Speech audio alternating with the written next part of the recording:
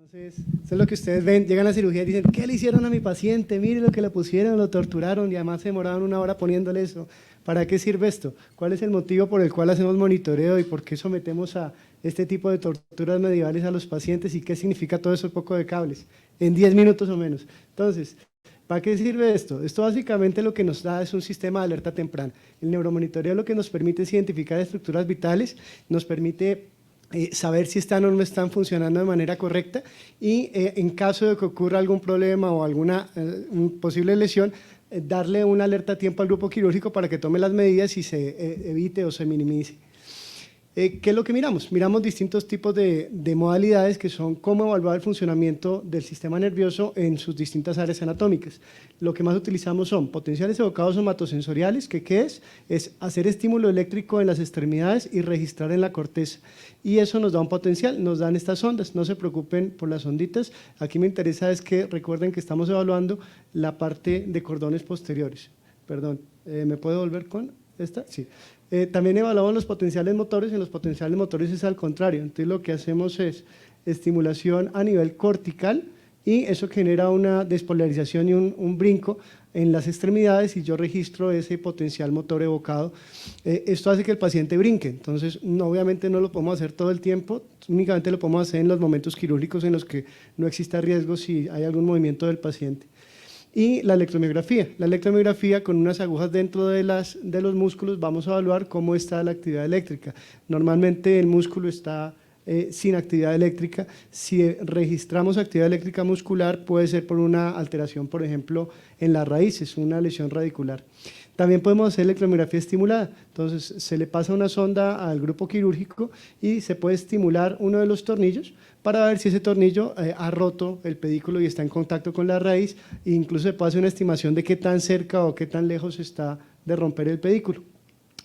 ¿Y qué es lo que vemos nosotros? Mientras ustedes están allá sudando, nosotros estamos sentaditos viendo esto, viendo unas cuadrículas que nos van a mostrar unos potenciales. Entonces, estos son los miembros superiores, este de acá, lo que vemos son unas ondas que suben y bajan, lo que medimos es cuánto tiempo hay desde que hago el estímulo, que es esto, hasta que doy la respuesta, eso en milisegundos, y la amplitud que es desde acá hasta acá, ¿listo?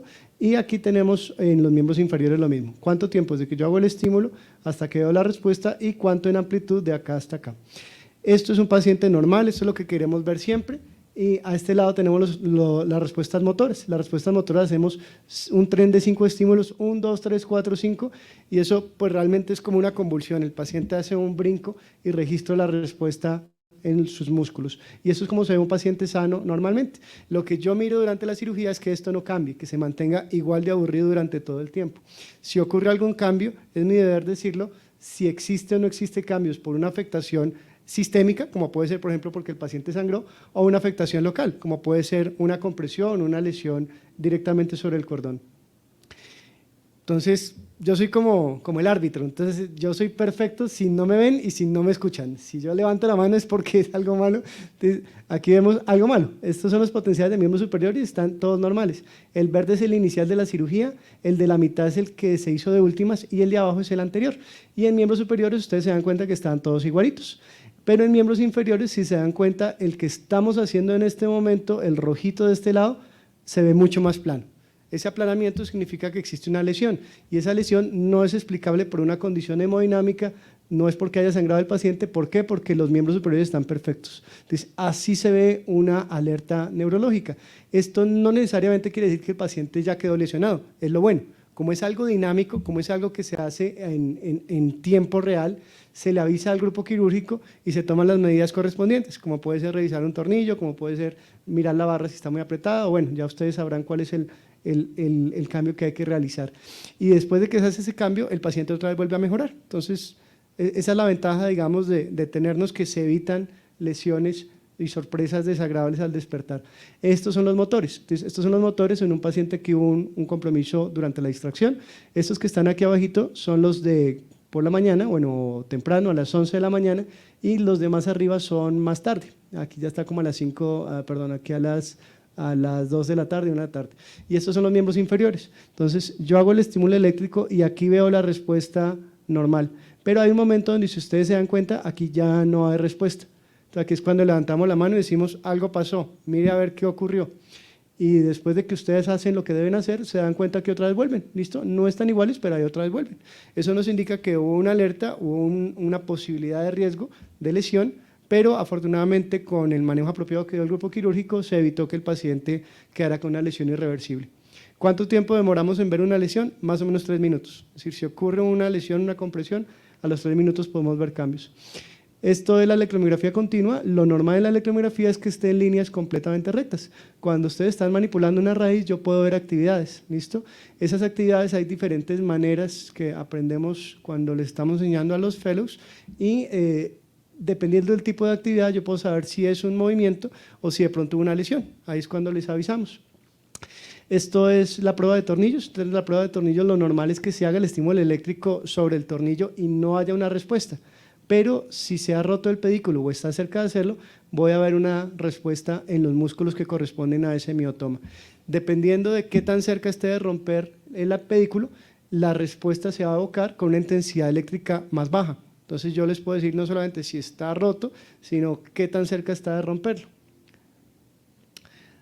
Pero ¿qué pasa? Esto de los pedículos sí es muy variable. ¿Por qué? Porque los tornillos, hay una inmensa cantidad de compañías que producen tornillos con muy diferentes materiales y también son diferentes los pacientes. Los pacientes que están más o menos osteoporóticos tienen mayor o menor impedancia. Entonces hay algo de variabilidad sobre cuál es el punto de corte para los tornillos.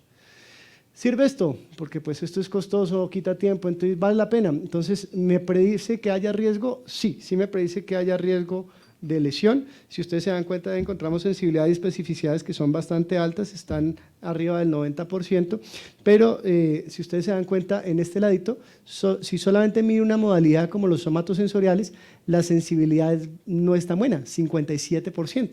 Nos quedamos cortos. Pero si lo hago multimodal, es decir, si hago somatosensoriales, si hago motores, si hago electromiografía continua, esa sensibilidad puede subir hasta el 95 o más de porcentaje. Entonces, sí tiene utilidad. ¿Y qué impacto tiene? Bueno, estos son otros valores de especificidad, lo mismo, casi todos están sobre 90, desde que se hagan combinados. Si los hacemos únicamente con somatosensoriales, es mucho menor, que afortunadamente eso ya no se hace, ahora casi todos los hacemos multimodales. En los pedículos las variabilidades es mucho más alta por los que le contaba las diferencias de los materiales, pero lo mismo, podemos tener unas sensibilidades que están arriba del 90% para detectar lesión de la pared. ¿Vale la pena desde el punto de vista económico? Porque pues obviamente todos como médicos pensamos que lo importante es que el paciente quede bien, pero si hablamos con los auditores y con los colegas economistas nos dirán ¿qué tan costo efectivo es esto? Este es el valor que calculan para Estados Unidos para este año, para cuánto vale tener un paciente con un trauma raquimedular o bueno, en este caso con una lesión intraoperatoria medular y el costo es muchísimo. Bueno, así que el costo de evitar uno de 200 de esto sigue siendo costo efectivo, ¿listo? Entonces hay que hacer 200 monitoreos para evitar uno de estas lesiones, pero pues esa lesión no solamente le daña la vida al paciente, sino que a nivel de costos es un costo muy alto. Entonces sí es costo efectivo. ¿Qué tanto mejora? Una disminución del 49.4% del riesgo relativo, nada despreciable, 49.4% con un procedimiento que realmente no tiene como mayores complicaciones. Y pues lo que ustedes estaban diciendo hace un rato, afortunadamente la tasa de complicaciones intraoperatorias ha venido disminuyendo de manera progresiva, pero quisiéramos que fuera cero, no se puede, pero 49% menos está muy bien. ¿Quién debería hacerlo? Yo soy neurólogo, pero la mayoría de los fellows que nosotros entrenamos son fisiatras y no tengo ningún problema, a mí me encantan y me llevo muy bien con mis colegas fisiatras, lo importante es que sea alguien que tenga un entrenamiento especificado en esto. Bueno, no es suficiente el pregrado, no es suficiente únicamente en la especialidad de neurología o fisiatría, sino que tiene que tener un entrenamiento específico en neuromonitoreo para poder desarrollarlo. ¿Por qué? Porque hay muchas variables, como nos contaban ahorita, el ambiente quirúrgico es un medio eléctricamente hostil, entonces debe ser alguien que conozca qué es y qué no es una alarma. Y bueno, aquí están, si ustedes entran en internet y dicen, quiero demandar a mi cirujano, ¿qué puedo hacer? Entonces, bueno, pregúntele a ver si tenía o no tenía monitoreo. Si tenía monitoreo y lo hizo un neurofisiólogo o si lo hizo un técnico, porque a veces lo hacen técnicos o a veces están equipos de detección automática de alarma que no sirven tampoco. Bueno, muchas gracias.